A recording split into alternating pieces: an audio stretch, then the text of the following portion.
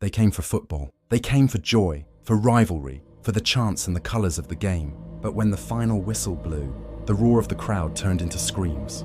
In Egypt, in 2012, a football match ended not with cheers, but with tragedy. This is the story of the night football turned into mourning. Football is passion. It is the heartbeat of nations. It is the one place where thousands can gather, united by a single ball, a single dream. But passion has a double edge. The same fire that fuels chants and celebrations can, under certain conditions, become something darker. On February 1st, 2012, the Egyptian Premier League staged a match in the coastal city of Port Said. The home team, Al-Masry, welcomed the legendary Al-Ahly, a club with millions of devoted supporters across Egypt. What was expected to be 90 minutes of rivalry and sport would instead become one of the darkest chapters in football history. To understand what happened that night, we must go inside the stadium, into the chants, the banners, the wave of passion that carried tens of thousands of people into the stands. The Port Said Stadium was alive. The home fans of Al-Masry filled the seats with green and white banners, drums pounding, voices echoing into the night. Across from them, in the away section, stood the famous ultras of Al-Ahly, red flags waving, voices relentless, carrying the pride of Cairo's most famous team. For years, matches between these two clubs had been fierce.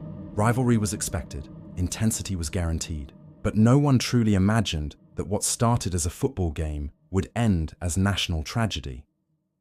From the first whistle, the match was fierce. Tackles were hard, tempers short, and the atmosphere electric. Al-Masry fought with everything, determined to prove themselves against Egypt's giants. Goals came, celebrations shook the stadium, and the 90 minutes of football became a battle of pride. Al-Masry eventually triumphed. The final whistle blew, but what followed was not the usual mix of cheers and sorrow. Something else was in the air. As players shook hands and began walking off the field, fans started pouring from the stands. At first, it looked like celebration, supporters rushing to honor their team's victory. But the wave grew larger, heavier, faster.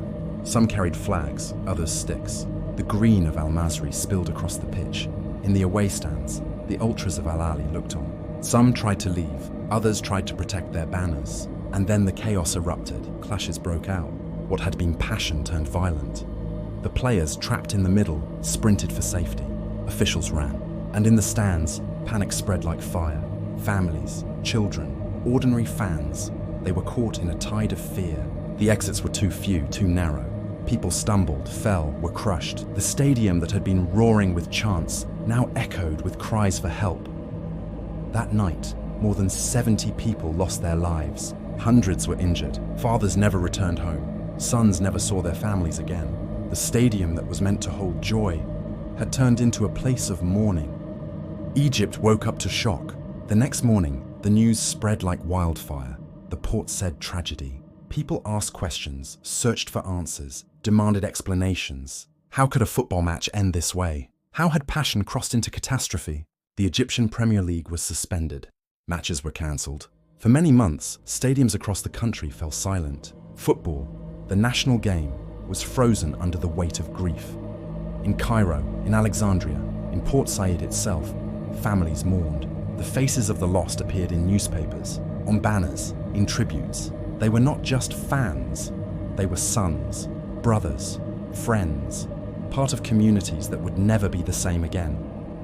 And around the world, the football community bowed its head. Tributes poured in from players, clubs, and supporters who understood the truth. Football should never cost lives. The Port Said tragedy is remembered not for the goals scored that night, not for the result of the game, but for the lives lost. It is remembered as a warning of how quickly passion can turn, how a stadium meant to hold joy can also hold sorrow. No single person, no single group, no single decision can explain the full story. It was the collision of tension, rivalry, and chaos that turned a game into a tragedy. But in remembering that night, we are reminded of the responsibility that comes with the game we love, to keep stadiums safe, to protect the joy of sport, to ensure that football remains what it was always meant to be, a celebration of life, not a risk to it. The chants of that night have long faded. The flags have been folded, the grass has grown back, but the memory of Port Said lives on. It reminds us that football, at its best, unites. It heals, it brings people together, but it also teaches us how fragile joy can be when chaos takes its place. This is why, even now, we must honor those lost. Not by replaying the tragedy, but by keeping alive the spirit of what football should be. Passion without hatred, rivalry without violence, a game without loss. And so, when you next hear the roar of a crowd, when you next see the colors of your team waving in the stands, remember, Port said. Remember the night football turned to tragedy, and remember the lesson, that the game belongs to us all, and it must always, always remain a game.